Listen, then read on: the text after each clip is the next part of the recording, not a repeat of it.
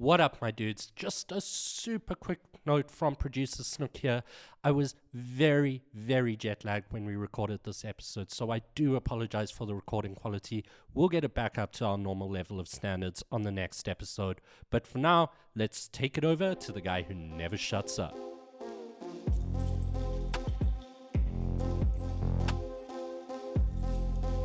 Welcome to Offline Guys Podcast. I'm your host, Bias, and if you know me personally, you know that I really like to talk. Hence, I decided to start a podcast that explores and documents the adventures and personal growth of graffiti artists, both here in South Africa and abroad. This is the first podcast that South Africa has to offer doing graffiti interviews. And every episode, we'll be interviewing a new local or international artist.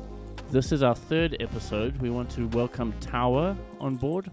I'm not sure what crew affiliations to give you. You can hit me up with that in a minute. But Tower has been painting for well over 20 years. He's almost first-gen writer, and we're very excited to have him on the show. So welcome, dude. What's up? Yeah. Thanks for having me. Of course. So basically, I mean, my first question is, you're super old school writer, right? Like, technically, man, like, a lot of people in this scene won't even know some of the people that I think you're going to mention, you know, who you started with, why you started, that kind of thing. So I want to know just generally, like, your sort of life story on this, you know, like, what drew you to graffiti in the beginning? How was Joburg back, you know, long time? This is long before I was painting, man, like, long. I'm like so interested in this. So basically, I guess for me, it started out when I was in high school. I think standard 8, standard 7, standard 8, somewhere around there. And I grew up in Krugersdorp, the West Rand of all places. And that's kind of where I met a lot of the guys that we started a crew with. It's also where I got my first, like, sort of inspiration of graffiti, because back then there was in an area just outside of Krugersdorp called Roodepoort, and there's a shopping mall there called Westgate, and next to Westgate there's a train station, and there was a pet shop thingy there, and my mom took me there the one day after school to show me this graffiti. It's so, like, my mom was a big push for me to get into graffiti, actually. And it was by a Dutch artist that would visit the West Rand. And still to this day, I'm still blown away by the quality and the amount of detail that went into this guy's pieces and productions. Was it Seamso? No, his name was Sohn Bender. Sohn Bender, and he's like a Dutch artist who used to come, and I think he either moved to South Africa and lived in the West Rand, or he came to do work and then would paint there. But he dropped these cool pieces, full-on color pieces at that time. There wasn't any full color pieces in Joburg at that time. So, like, that was my first experience of graffiti in the flesh, was in Roodepoort in the West Rand, seeing these dope Sohn Bender pieces, full color. Crazy. Chilling with my mom in a car, going there after school and just sitting there and, like, just spazzing out on this sick graffiti. It was like Star Wars murals, and it's crazy. I mean, I think if you had to see those murals today, you'd still be amazed at the detail. And I can share those photos with you guys. I'd love to see that. To be honest. So, like, that was. I love that it's like a literal Dutchman in the West Rand, in the Dutch. Yeah, in the Boerewors curtain. So, like, it's crazy, but that's kind of where I first saw these cool pieces. Another first for me was panels, and one of the first panels I saw, because I lived close to the train lines, I literally lived, like, I would see the trains run every morning on my way to school and stuff. So I saw a curio panel, and it was his Anthrax panel with a Mickey Mouse full color door-to-door panel. When I saw that, I was like, fuck, I want to do that. Sick. So yeah, Curio and Sohn Bender were like the ones that kind of I really like noticed first, and then also some MSC stuff in the city. I would go play ice hockey in the city, and then on my way to the ice rink, I'd see MSC tags everywhere. Yeah. Sick. I I wanted to ask, before you wrote Tower, what name did you write? Did you have like a first name? Yeah, I mean, I Just like on the way to figure yourself out. Yeah. scrambled through a few pink, like nothing really worth. I can't even remember the shit that I. Well, Tower's a great one. I mean, Yeah. how did you even come across that? I was literally sitting in my room one night, and like this name kind of just came to me. I wasn't like sitting there going, "Ooh, what cool name can I come up with?" Yeah. That kind of wasn't my vibe. It was more just like I wasn't even worried about the letter combination or anything like that. It's just weird. It was just like, for some reason, this name Tower came out to me, and I tagged it on my desk at home, and then I was like, "That's the thing," and that's the name I've had. And I've never seen another tower. there is a few. There's a tower in Germany, which is pretty cool.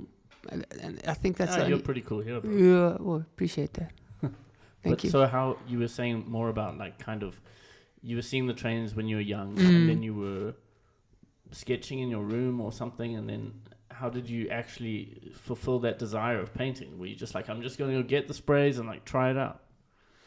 Like who else did you find along the way that like helped you towards this sort of? So yeah, I mean, a big part of my starting journey was, I think, because I went to Krugersdorp High School.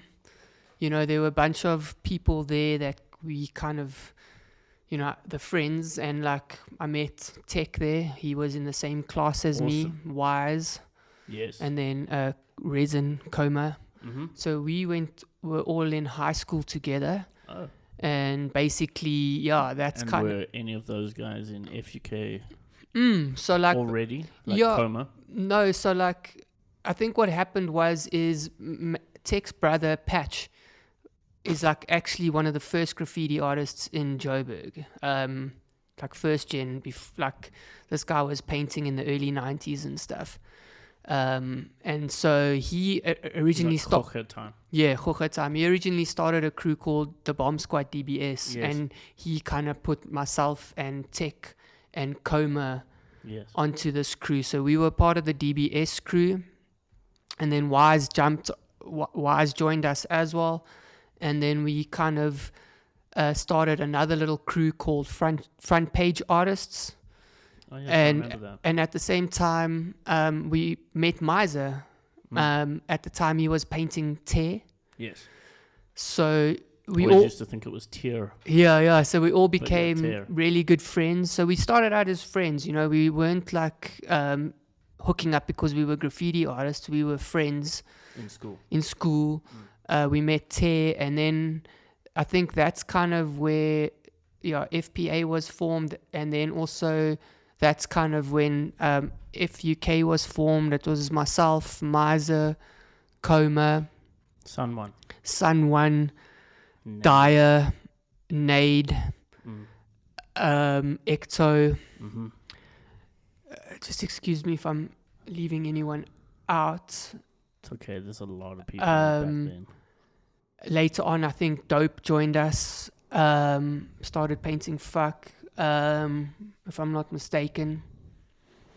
I think quite a lot of people have over the years, but these are some real first hitters. Yeah. Like I also can remember that back in the day there were a lot more like smaller cliques running around, and I've spoken to Wise about it a little bit. So there was like even a crew called PWC. Packweight Click. Yeah. Yeah. And I heard that they were like rollerbladers. Yes, yeah, This is really interesting, and I think KWS crew. KWS. Yeah. Of course, KWS, which is Rasty's so original crew. Yes. Kids with style. So Tanky was in that. That was Tanky. Decor Today and iJack. So those guys were also painting at that time as well, and they were doing the ill shit. Like those guys were doing such crazy stuff. So like Mushroom Farm was like a well-known spot at that time, and those Oaks were going there and painting these burner. For people that don't know, Mushroom Farm was in Muldersdrift. Yeah, and every time I drive past there, I'm like, oh man, that place was so cool. It was really cool because you could go paint there, and that's like where these guys really dropped the coolest stuff, And obviously Empire Road was another place in the city where a lot of us went and painted. And that's another thing I'd just like to mention for people listening to the podcast is that the Empire Road wall that was a legal wall is now the police station, and it's been the police station for quite a while. But Yeah. That wall I'm has a kind of lot of history, eh? I'm kind of surprised no one's tried to petition to make it legal again. Yeah. Yeah. But it's okay. We have so many walls, it doesn't matter. Yeah, no, but that was a good wall, man. So, like, when was the first time you painted a train? I think 2001. Probably around 2001, somewhere around there. And then about 2003 is when I was really like bombing it weekly. And how weekly? Damn. And so you went from painting once a month to like weekly addiction? It's a proper addiction, a addiction. proper disease. It's like, it course. really grips you. And like once you're in it, fuck, good luck getting out. Yeah. I know it's You crazy, either man. end up being shot at or arrested or not getting caught. But yeah, it's like, it's an addiction. Once you feel that feeling and once you see that thing, it's fucking cool. So FUK used to be like more of a friends group, but then transitioned into more of a hardcore dominant graffiti crew. Yeah, so like, Are you still in FUK? Would you say that you are, or you're sort of like loosely affiliated? You'll always be affiliated. I guess I would always be in the crew, but we don't really get up that much anymore as a crew. Sure. Nade lives in Scotland. Miser still puts up FUK, so big up to Miser. Quite a lot. Quite a lot, yeah. So Quite a lot more lately. Yeah, so he keeps the name going, which is really cool. Resin Coma, he's in Scotland as well. Yeah, so like we kind of moved away from the whole crew mentality quite early because I wasn't really down for like gang mentality and sort of the aggressive side of graffiti. I was more interested in like personal growth.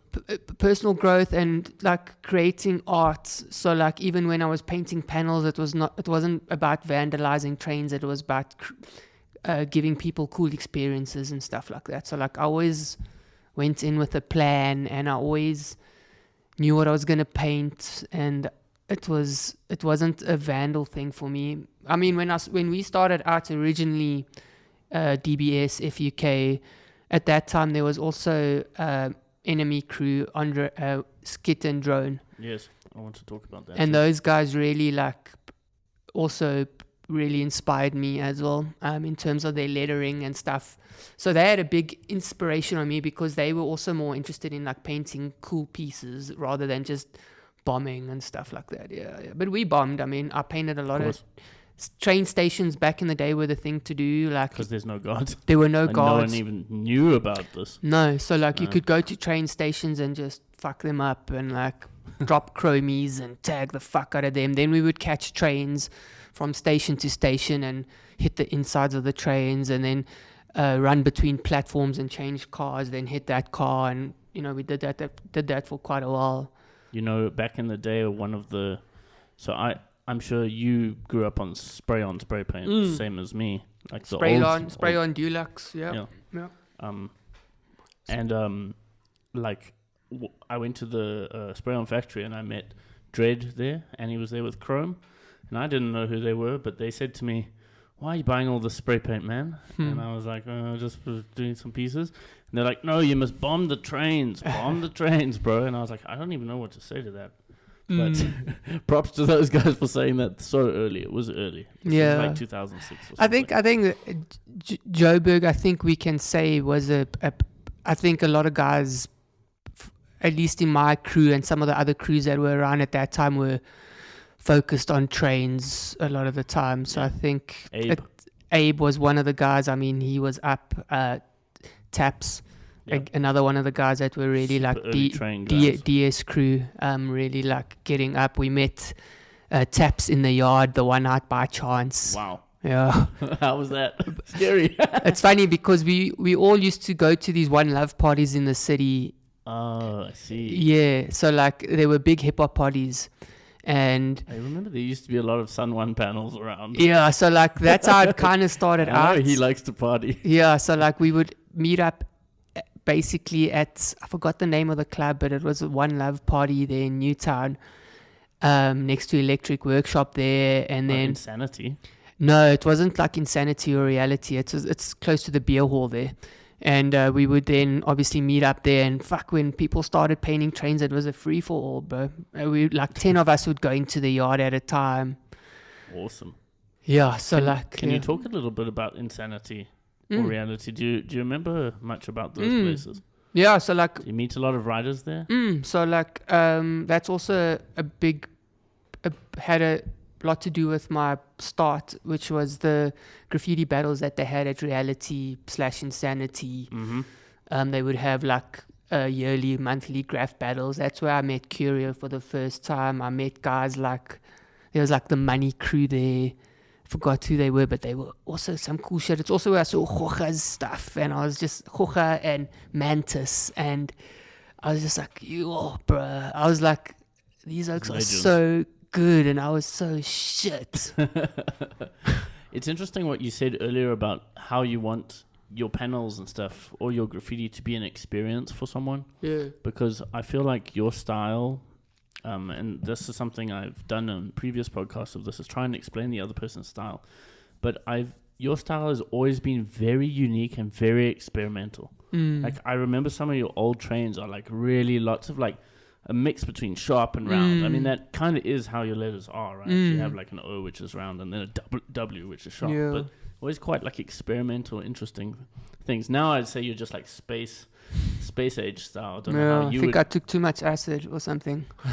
But yeah, it's a good observation, because that's kind of how I see it. When I started painting trains and stuff, I was quite loose, and I didn't really give a fuck what people thought. I was free.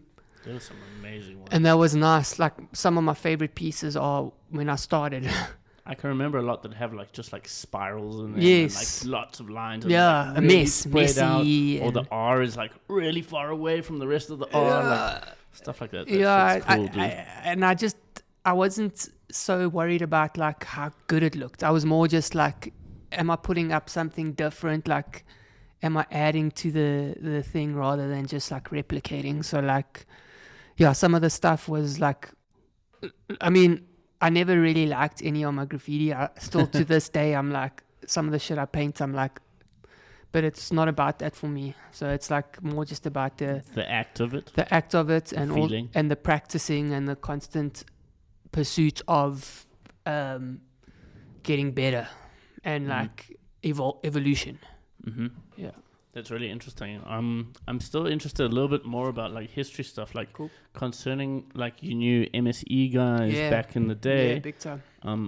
And it's cool that there was like this linkage between MSE, Soweto, and Johannesburg, if I can say that. It's all Johannesburg, but it's like, I don't know, people these days, there's not that much of a link between those two anymore. If you drove through the city, late 90s, early 2000s, they were dominating. MSE.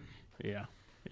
And how did like your kind of links to like NME come about? Because there was this wall that I actually want to talk to you about, which is the one that was on the JSE Stock Exchange. That big wall that was like, it has one of my favorite skeet pieces ever on it. That one where it's like newspapers. And it's like flaking off, and it says "Enemy declares war," and Faith is on it, and Rasty, and like all these old school guys, including you. Oh fuck! Yeah, you're on it. Oh. It's super old wall. I feel like it might be 2001 or 2002. Okay. So yeah, I meant you are on it, and Wise is on it. Yeah. It's like a weird piece you did. It's like fuck, yellow. dude, my shit was it's like so pink whack. and green and like white outline. It's very strange. Yeah, I know, bro. So like, but dude, it's a long time ago. Yeah, so yeah. Whatever, dude. Yeah, I mean, I met Skit and Drone through Wise. They went to school with really? Wise University, and oh really? I didn't know that's how we met, and then we became really good friends, and we would go pick them up there in Westbury. They would come paint with us. Westbury? Yeah, their dad lived there. Their family lived there, so we would go pick them up. How was Westbury back then? Yeah, it was. I mean, it was cool. We would pick up our Chilled. friends. It was chilled. It wasn't. Not I mean, really it's thinking obviously a about it. different neighborhood to what like normal, like the white people, or like what the. It's a different kind of vibe, but it's still a cool spot. Still family. Have you origin. painted there in the last couple of years? No. I've painted one piece. It was hectic. No. What I would like to say is that Miser absolutely dominates Westbury. Yeah. If you go to Westbury, there are probably hundreds of Yeah. Miser pieces. Yeah. It's actually insane. Yeah, It's yeah, yeah. amazing what this Yeah, guy has accomplished Yes, yeah, big over ups. time. Big ups. So what are your thoughts about like the Durban and Cape Town scene? Did you ever go to Durban back in the day? Did you ever go paint Cape Town back in the day, or try No. paint panels maybe? Or So I mean, we are kind of very close to 1-2 Crew, which was like one of the original graffiti crews, if not the original graffiti crew in Durban. yeah, So those guys, FK is very closely affiliated. yeah. So like we would go to Durban and meet up with 2 Kill and Plastic and Opt and just go fucking paint the city. At that time there was no graffiti. Opt is partially one of the reasons I got into graffiti. Oh, I cool. saw one of his things in a Blunt magazine back in the day. Just the throw up, dude. Yeah. And I was like, this is such a dope throw up. Yeah. So yeah, we would meet up with them in Durban, go paint the city. We went to go paint trains once, twice, maybe. They would come to Joburg. So there was a cool relationship between us and the Durban guys at the time. Yeah. There weren't many artists in Durban. There were a handful of people. You paint any panels in Durban? I didn't. We went to a yard, but we couldn't get to paint. That's all I remember. I went to a yard. I don't know where the fuck it was. Can't tell you the name. Yeah. Okay. Yeah. Can't remember the name. So most of the panels you were painting in Joburg were in Joburg. They Yeah. weren't in like Pretoria like people do nowadays. I Everyone painted- drives far out. No, I to go- painted yards all over the place. So Okay. from Joburg or Brahmies. Before you could drive? Oh, Like, no, did someone I mean, have a car? Yeah, we were. I think, yeah. I mean, if it wasn't me driving, it was Wise. Yeah. Or Miser or Nade. And we would go to Vereniging. We would go to Springs. We would go to fucking yes, bro. We would drive like 6 hours a fucking day just Damn. to go paint panels, bro. The addiction's real. Dude, like And how would you say that helped you with any other kind of addiction in your life? When we spoke to Mars, we spoke to him about addiction to a degree because okay. he had quite a lot of addiction issues. Mm. He's been clean for over 10 years now. Mm. How would you say this helped you? It's okay if you say, I still did a lot of drugs while I was painting, because Nah, bro. So like that's for kind of me, the way it is sometimes. So for me, my graffiti was a way to be clear and present. So like I didn't do drugs while I was painting, or like for me it was a time to be present. Yeah. So it helped me in that sense because it kept me busy and it kept me focused on being creative rather than just doing drugs and fucking partying all the time. I was like, yeah, if we were painting panels on a Sunday, I wasn't going out on the Saturday. I mean, we would blaze and paint. Like, that's as bad as it got. We'd smoke weed, and that was fun, you know, smoke a joint afterwards. That was, like, the funnest with the boys. Like, but we weren't, like, heavy drinkers or heavy drug takers or anything like that. So, yeah. It's interesting to hear because I think that many people, their thoughts about FEK are like, whoa, this is like a grimy, rough crew. We were grimy and rough, Yeah. and that's what I liked about it. Is that You're West Rand boys, bro. Yeah, we were like the grimy, rough patch, because we just didn't give a fuck. I mean, it's called FEK for a reason. Exactly. Like the name says it, and Te was the fucking. He's With mild. all the respect, and he would agree with me on this, fucking motherfucker. You know what I mean? And like. Then there was Nade, and it's like, oh my fuck, The you gangster. know, gangster dude. And then it's like me, Yeah. this soft little white boy, like, And Wise. and Wise, you know, but like Wise, Nice guy Wise. yeah, but Wise is like our Paints families some are close. fucking We are. Early panels. His mother worked with my mother, so like that's how we knew each other from primary school. We went to primary school together. So Wow. yeah, Damn. yeah, That's amazing. yeah. That's super interesting. And you've traveled a little bit outside of South Africa. Well, you said you've been to Canada to play ice hockey. Mm. That's pretty cool. Have you ever messed anyone up in ice hockey? No, bro. I'm like the guy that like. What position are you? I'm the center, so basically I'm like the dude with the big mouth that just gets fucked up all the time. Or Oh, like, you're like the guy I'm the guy that I'm like the talk. little chihuahua that like barks and then runs away. Are you the captain? No, bro. I'm Okay. like fourth line, maybe. Okay.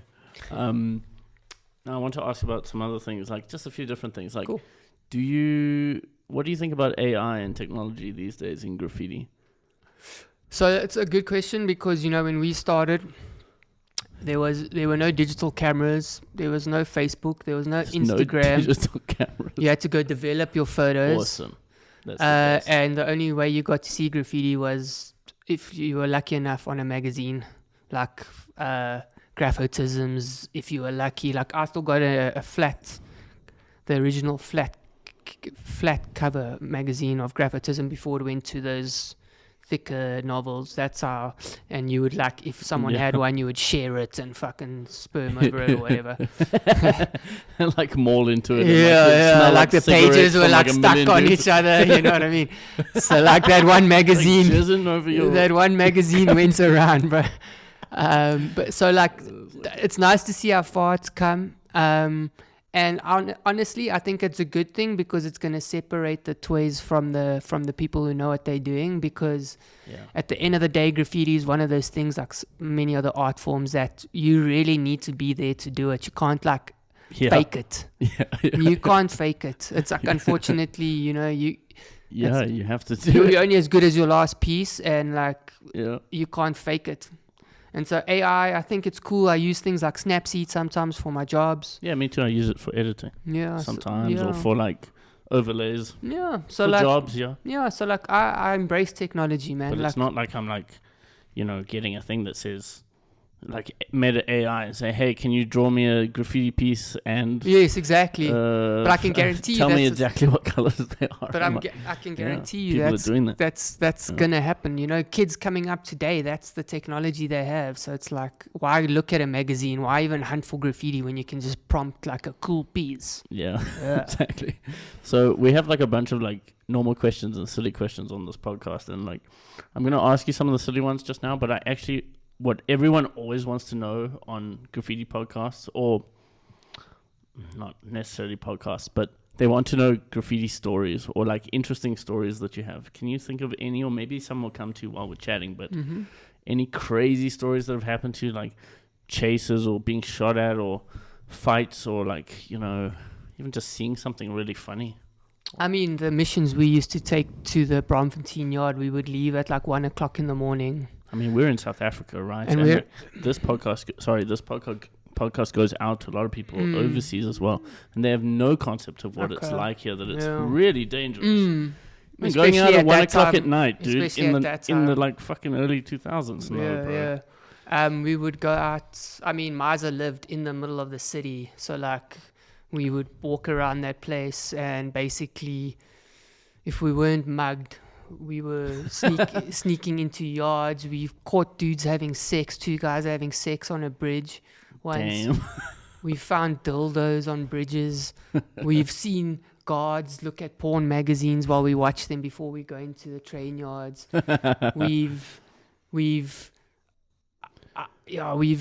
Like, I've been chased numerous times. Friends been shot in the leg. Yep. Yeah, it's a lot, eh? Shit, there's so many, like... Do you know how many times you've been mugged in your life? Not many, eh? Not That's many. good. Like, maybe... Like, actually, I'm lucky. Like, I've never had any, like, serious issues when it comes to painting. Some of the other guys in my crews have, but, like... It's... I don't know, it's weird, but, like... Yeah, I've been chased, shot at, the usual stuff. Because it's usual for us, because in South Africa, the guards have guns. Yep. Very different. They to the think guys we're overseas. scrapping. Yeah, exactly. So they So think just you're shoot. stealing copper or whatever. So they will Shoot shoot first, you. ask questions later. Yeah, I mean, we had a girl in our crew. Oh, yes. Is Meth. this Meth? Yes. Maid's girlfriend. Yeah, and she would come paint trains with us. Which Crazy. was quite crazy. And I remember the one night we went to go paint trains, and we were all I think I was tripping on mushrooms or something. And we all went to go paint this train, and the next thing I remember, we being chased out, and then the next thing, she falls in between the tracks, and I think she broke her leg. Shit. Yeah, that was hectic. That was crazy. We had to like pull her out. Yeah, carry her out. Yeah, it was nuts, man. And I could just remember the bullets. Like, Oh my word, bro. and it's like, what the fuck is? And then you're back next week to and paint then you're again. back next week saying, "Fuck you, we're doing it again." Pretty stupid, but hey. Hey man, you're still here. Mm-hmm. This is super OG, as I said. That's pretty hectic. I mean, one of the other stories was I was being chased out of Randfontein Yard, tried to go paint a fucking whole car. At that point, I didn't even know how many cans it would take to paint a whole car, but it was my first whole car. And it was spray on. And it was a lot more. Dulux. Oh, Dulux, Dulux Silver Satisfaction, The right? good So one, I had yeah. this plan and fucking took dustbins in there. There were dustbins in the yard. Took the dustbins Stand on. over to stand on the dustbins, and we had a dustbin full of spray paint. We were real toys, you know what I mean? Like, we just didn't know what the fuck we were doing, but we were doing it because there was no one out. How do you learn? And we got us to learn from. and we got fucking chased out of that yard, bro. Like, fucking, and all I remember is being tackled into this bush with blackjacks and being tackled by these guards, and they fucking fucked me up. They tied myself and someone to the front of the train and left us there for a couple of hours. Oh shit. Yeah, that was hectic, man. Oh my word. That's pretty hectic, bro. Holy shit. No. Yeah. Okay, so getting into some more like less serious questions in a way. Mm-hmm. What's your favorite surface to paint on? I guess that's already been said. Your favorite surface is most likely trains. I think But now, there's no might other have feeling changed. like painting a panel, but for me, it's like I like painting a wall. yeah, I just love painting a wall, like a flat. Any wall, I like the texture, actually. Like, so. Yes. Texture's amazing. Yeah. Always like looking for different textures. Yeah. And if you could ban a color, any color, what would you ban that could never ever be used in graffiti ever again? That's a good question. I mean, I think the yellows are always shit. Yellow coveraging is crap. So, like, for me, yellow is kind of just get it out of here. I try and stay away from yellow when I paint, just because you need to really go over it or put white down before you paint yellow. That's a good trick. But like, yeah, yellow's not an easy color to work with. And then we have a segment on here. So there's two actually. There's one that is questions from toys. Cool. So we have a question. So me, I'll ask myself a question then. No. We have, if you want, man. Well, you can ask me a question as well if you want. I mean, the guys That painting is- today are burning. I'm like, what the fuck is going down, you know? But it's good. I think it's good to be a toy. Or at least have a growth mindset, you know? Yeah. I think I'm always learning. Even everyone's always learning. If you just keep painting, you're always learning. For me, the toy thing is, it's more about your mentality and not so much about your can control. Yeah.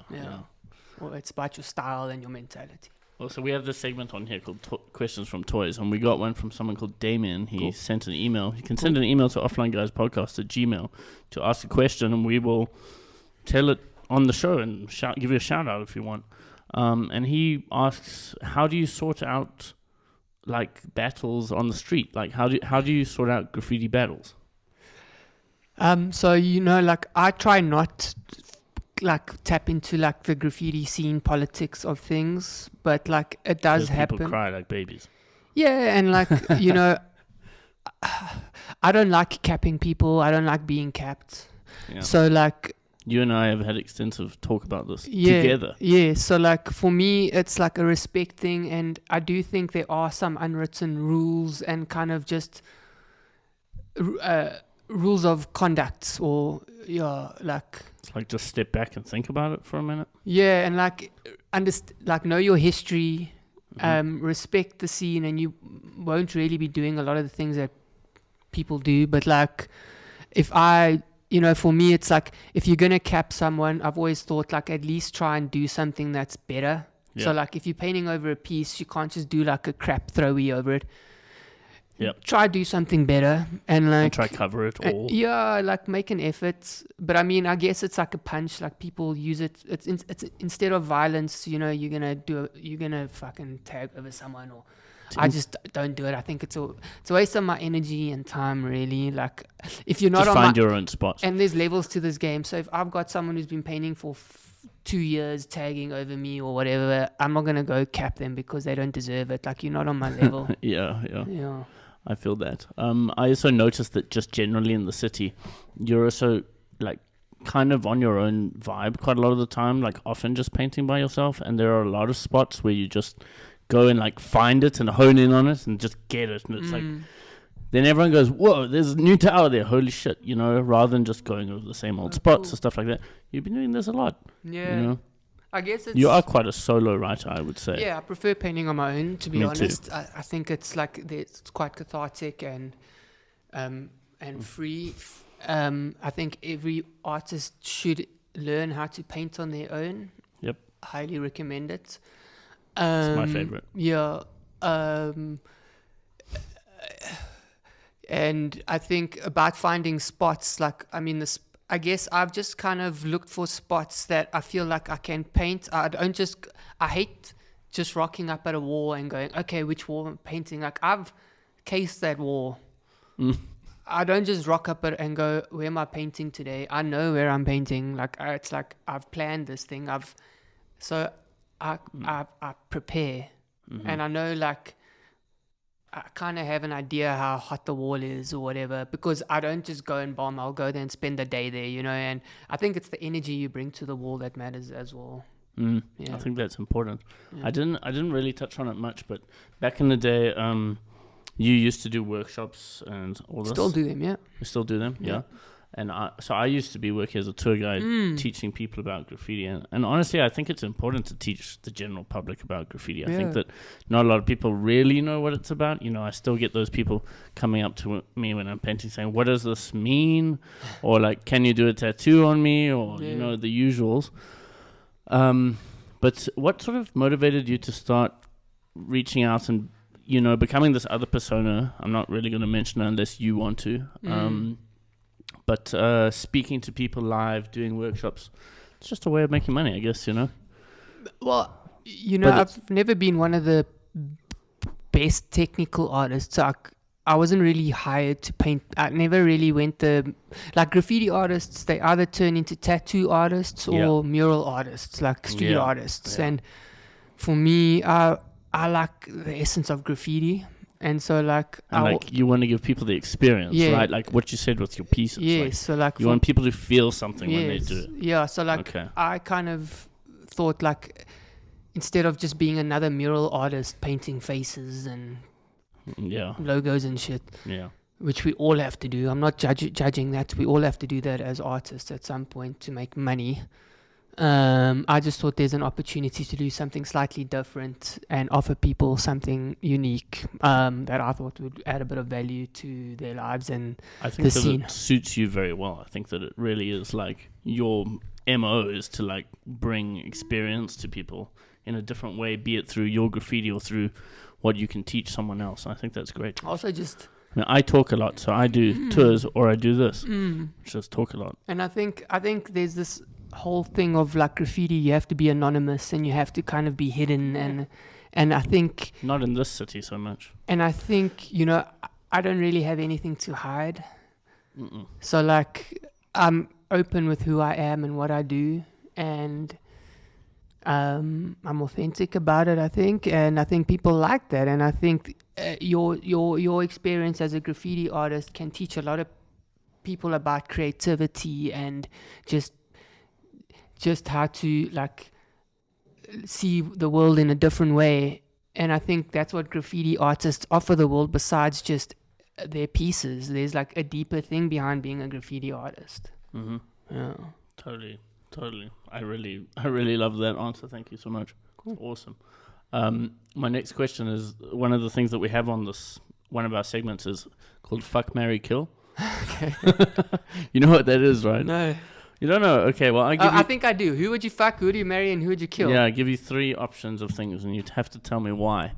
And the thing is, like, for Mars, for example, I gave him 3 dudes, and he said, why is it 3 dudes? What am I meant to do? I'm like, but it's a joke. I get it. Okay. It's a joke. Cool. But for you, it's not going to be 3 dudes. It's going to be Montana 94, Belton, and Iron Lac. Which one would you fuck, which one would you marry, and which one would you kill, and why? So it's Montana 94. Yeah. Iron Lac and Belton. Yeah.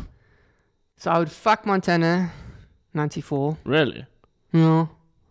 I mean, I'd prefer black or gold, but anyway. Well, that's not one of the options. I know. That's why I didn't give it to you. And then I would marry... Okay, no, I would marry fuck. Yeah, I would marry Montana 94. No, Yeah. yes, I would marry Montana 94. Yeah. I would fuck Iron Lack just for like a quickie. Yeah. Just to get back at the Aussies for their accents. Yeah, and just quickie. And then I would kill Iron Lack.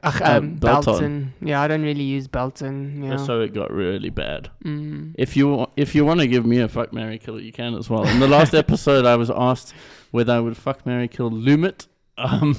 Was it Lumit, Madsy, and Neck Face or something? It's like ridiculous. It's really funny though. That's a cool question. Yeah, it's interesting. You can have weird ones. I just want to ask you, do you have anything to ask me? Is there anything you'd like to ask me, or anything else you'd like to talk about, in fact? I guess. What do you think of like where your what you've seen of the scene evolve in Joburg? Like I like to ask other artists what their views of the Joburg scene is, and like how they maybe where you'd like to be, where you want to take your like where you see yourself ending up maybe one day. I'm not sure, but from what I can tell you about what I've seen of the scene back in the day, I've seen all of your guys' old school stuff for a really long time. I've also saved a lot of it. Like I have a lot of old stuff of art crimes and stuff. We didn't mention like people like Puss, for example, like, which is Riot. He's from back in the day. Yeah, he was in FUK, right? Yeah, back in the day as well. He joined after like the original members, but he definitely joined the crew. Yep. He painted his first panel. I was super inspired by Wise back in the day. Wise was the and can Abe, control obviously. master. That dude's skinny lines. Yeah, and very creative and lots of early panels. I've even seen some of his panels on Carte Blanche. Oh, wow. There's one on Carte Blanche there's a documentary online about train surfing. Okay. And there's a Wise panel while dudes are train surfing on it from like 2000. Yeah. I asked him and he was like, yeah, that's I think 2000. So like wild. the first end to end I would say in Joburg was Wheels. So Wheels came from Cape Town. Yeah. OG Wheels. Of course. Yeah. And he came to Joburg and he wanted to paint a panel, so he hooked up with Wise, and it was Wise, Tech, Coma, and I think it might have been T. I'm not sure. But those three were the ones that got in there and painted this end-to-end with Wheels. I think that was the first end-to-end in Joburg. Wow, that's interesting. We should try to find out. Possibly. Yeah, chromies, but like still cool. Still. Yeah. Yeah. I'd like to try to find out. It's actually interesting because FUK has been very centered around steel forever. Almost all of the guys that were in FUK did shitloads of panels. Yeah, I mean, most of the guys in FUK were bombers. So, like, their mentality is about, like, the hard shit. So, a lot of them kind of fell off or, like, really stopped painting once they stopped painting trains. I know Nate still drops a piece every now and again. Miser's killing it in Joburg. Killing it always. I want to answer your question more, but I don't want to rant on too much. All I'll say is that the scene is very different back from how it was back then. It was like, for me, it was a lot more bombing. I started with bombing as well. It's kind of where my heart lies. The first crew you were in? Own crew, eh? Yeah. Well, I was in a crew with my guy, Sabo, but this is a different thing. What was the name of the crew? We had two, and it's actually funny because when I asked you about your first name, my first name was Alfonso. That was better than mine, I think. And we had a crew called NPC, which was really silly. And we had a crew called CK, which is really funny because they Counterfeit Killers, no? No, CK, that was CFK. CFK, sorry. No, CFK was GMOC and CFK, Mars. It was a dude. GMOC writing as Yellow. No, CFK, Yellow. That was his first name. And then there was another guy who also had like the sickest style.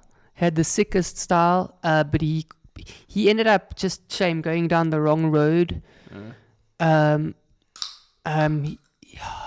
forgot his graph name now, but he used to paint all from the northern suburbs, like part of Riot's crew and friends. We all used to hang out, but this guy, his name was Jason, but like... It wasn't Jesk.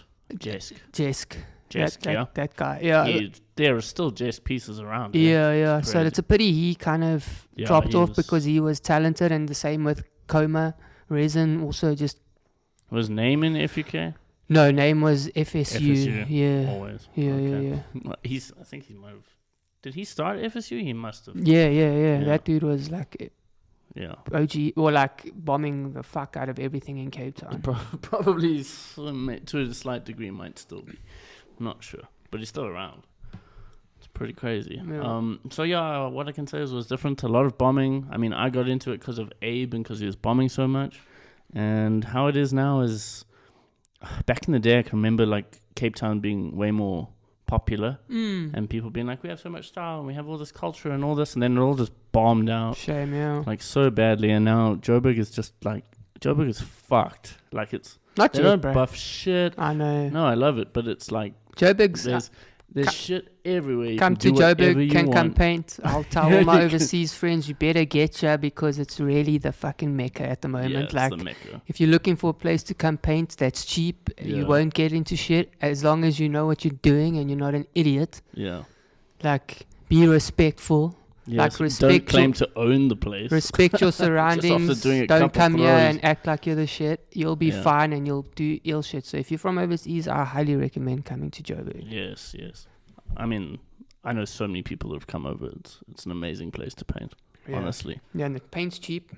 Yeah, paint's The weather's good. Beer's good. Weed's good. It's like, I actually like, one of the main reasons I live in the city and haven't left is because of the graffiti. Like, if I wasn't a graffiti artist, I don't think I'd be living in Joburg right now. Yeah, I completely get that.